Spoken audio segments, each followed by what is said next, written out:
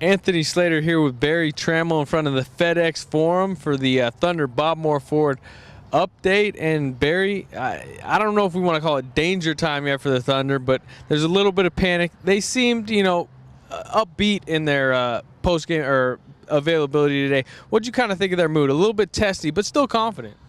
Yeah, I would label it as dangerous ground. I don't think they're panicking. I do think they're confident.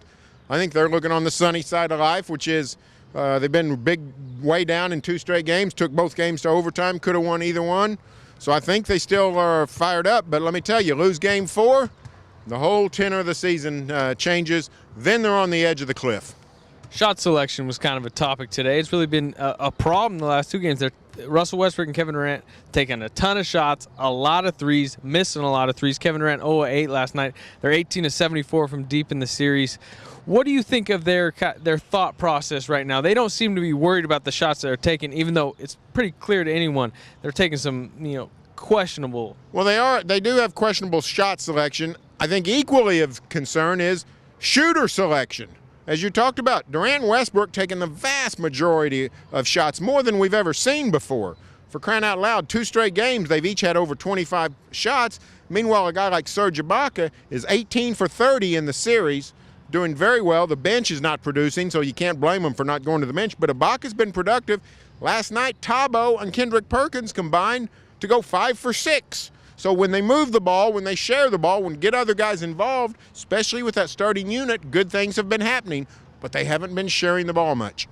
There's a lot of issues kind of surrounding this series, but maybe the biggest one, at least in my mind, maybe the bench. I mean, this is a bench that coming in looked like it had a huge advantage, and it takes care of the game. In game 1, they were very good. They outplayed them. These last 2 games, they've got outplayed by Bano Udrih. I mean, Tony Allen, he's a good player, but other than that, it's a band of misfits for Memphis, and they're killing the bench. What's been the biggest issue there? Well, I think it's individual situations. Reggie Jackson has not been good, and Caron Butler's been awful.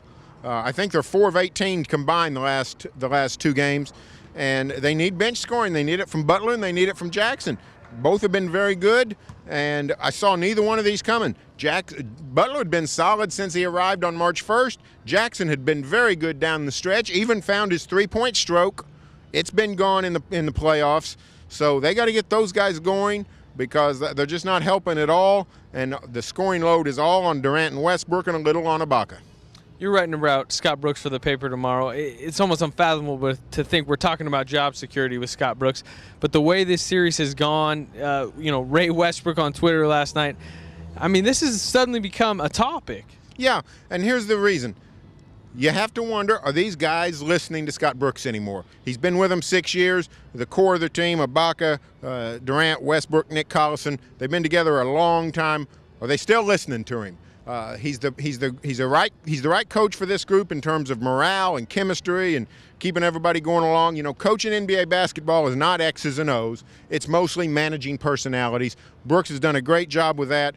But at some point, somebody's got to say something, and the players have to respond and listen. Are they listening to Scotty? These last 2 games make you wonder.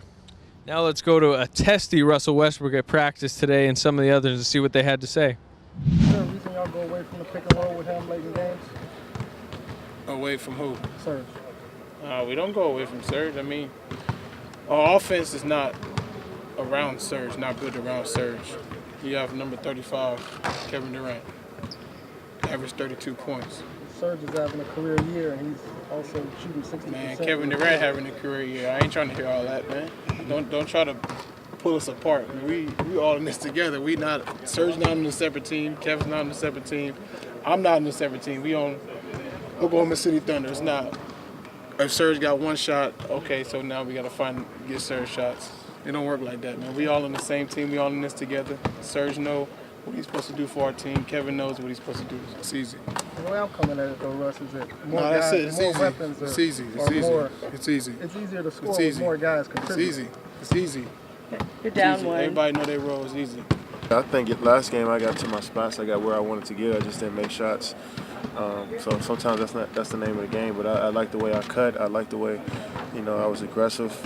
But I have to do a better job of maybe passing the ball a little bit more and also making shots. So I got to stay confident in myself. It happens.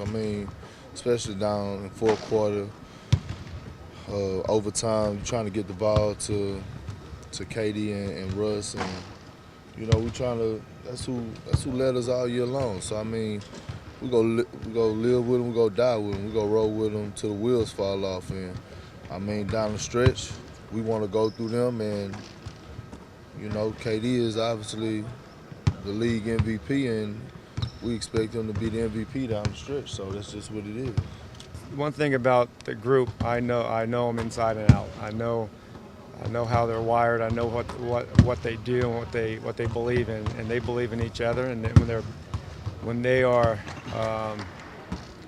have bad games, they want to come back and respond. And I love our guys. I love what they've done throughout the 6 years that we've been together. And when moments are like this, they always stick together and rally around one another and come up big. And I expect that tomorrow night. Russ, did you get on your brother last night or this morning? He tweeted during the game that you needed a coaching change. Oh yeah, I took care of that, man. You know, we don't conduct business like that. You know, me and Scotty got a great relationship. I've never once mentioned that I want Scotty to leave here ever since I've been here. I mean, we created a bond with each other that we've, you know, grown and got older with. So. Russ, do you really feel like people are trying to pull you and KD and some of the other teammates apart? Yes. How so? What do you mean, how so? Like, how do you feel like people are trying I to feel do like you guys doesn't do it. In what ways? Easy. I mean, when nobody's not getting shots or nobody's not getting this and that, y'all try to find a reason in between all of us to try to find whose fault it is. When we lost as a team, we ain't lose. No one person didn't lose. We all lost. You don't think we're looking at it like you guys and just trying to analyze what went wrong and how you guys can be better? No, because y'all not in the game. Now likely a must-win come Saturday at 8:30 here at FedEx Forum.